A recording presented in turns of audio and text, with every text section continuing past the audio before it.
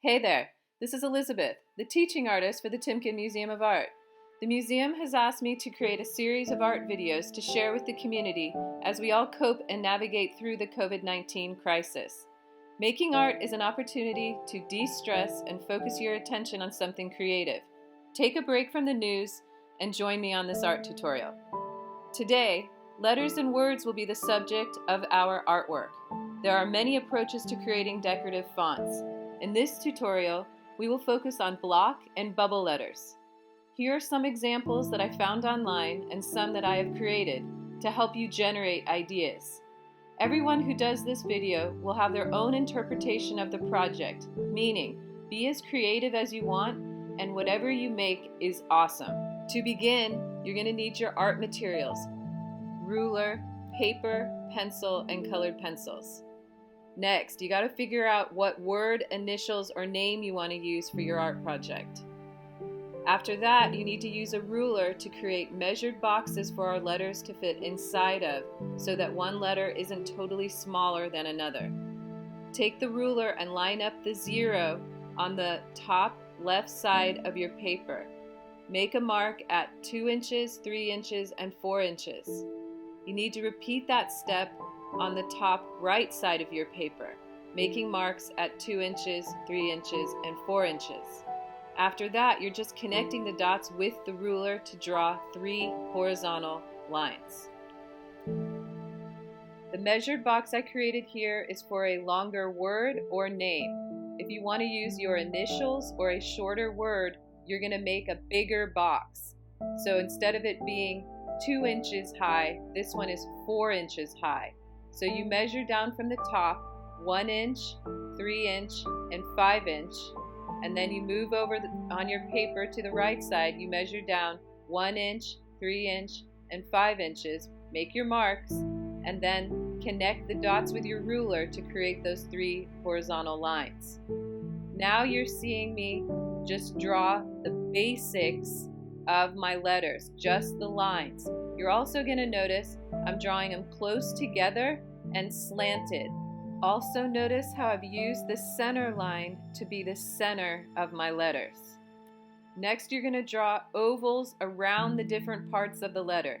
The left side of the H, the center of the H, the right side of the H, and then when it comes to the O, you're going to do it in 2 parts. You're going to create one side with an oval and then the next side with an oval, which will leave a little bit of an opening in the center. I go for the P. Now for the curve of the P, I do it in 3 ovals. Notice that. They overlap. And then the E, the left side, the top, the center, and the bottom. After that, all you do is just erase all the lines you don't need, and you'll end up with something like this. Next, I want you to trace over your letters with the black colored pencil. Only trace around the parts of the letters that you want. So skip some of those overlapping ovals. After you draw over everything, then I want you to add a shadow side, just as I'm doing in this picture. Just do it on the left side of each letter. So you're just adding a little bit of a thickness to the left side of each letter. After you do that, I want you to color that side in to make it look a little more 3D. After you get the shadow side colored in, I want you to draw in highlights. I just drew my little oval highlight shapes at the top of each letter. Next, take a colored pencil, any color you want, and draw an interior line all the way through the inside of each letter, just like I'm doing with that H.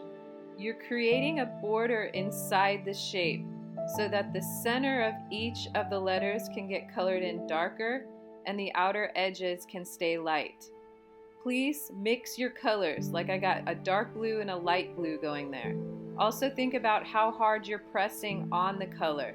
If you press lighter, it's a lighter mark like I'm doing there with the highlight. And then the harder you press on the pencil, the darker the mark. So I'm going around and I'm creating highlights with the orange and the white. So my outer edge of my shape is a lighter orange or a lighter pink. And then the highlight itself is my highlight color plus white.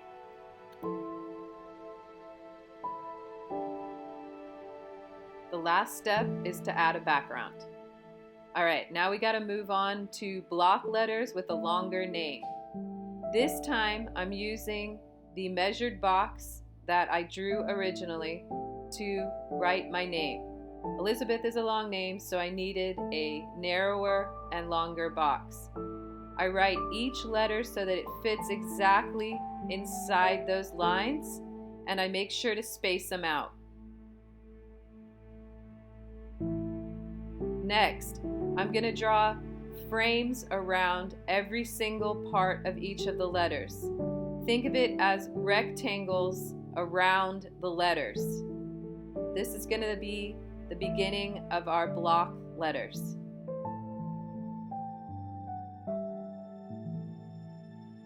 After that, I need to erase all of the extra lines that I don't need and clean up the drawing so that I can now add decorative edges to each of my letters.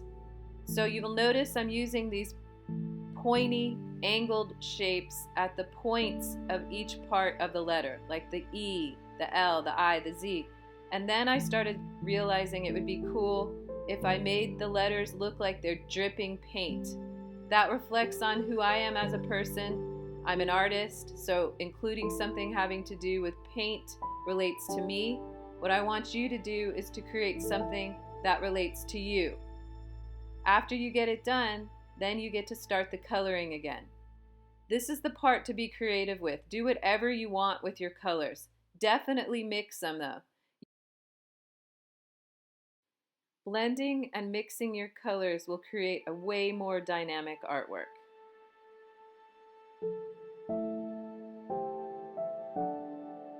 This is my third and final example for you guys. I'm going to combine some of the ideas from the last two approaches. I'm going to only use my initials, so I draw a really large measured box. I'm going to use the angled lines like I did with the bubble letters, but I'm going to use a similar frame like I did with my name. So it's that pointed, angled frame around each letter. You can create any kinds of shapes that you want. You can make the letters overlap more. You can make them rounder. You can make them more diagonal. You just want to stay proportional, which means don't forget to draw the measured boxes. It really helps to create a proportional artwork. Now I've erased any unwanted pencil lines and I'm adding a background. I'm using hearts as the periods in between the letters and then just creating some bands for the background. Next I'll be adding color. This time I went ahead and created that inner border, but instead of coloring it lighter this time, I colored it darker. Inside my letters I created flames using red, orange, and yellow that I make sure to overlap and mix to make it feel like a fire.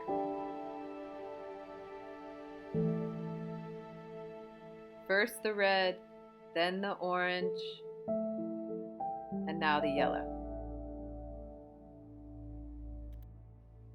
And here's what I came up with. Mine is obviously going to look very different from yours. I wanted to just show you several examples to help inspire you to be creative today. Thank you so much for joining me on this lesson.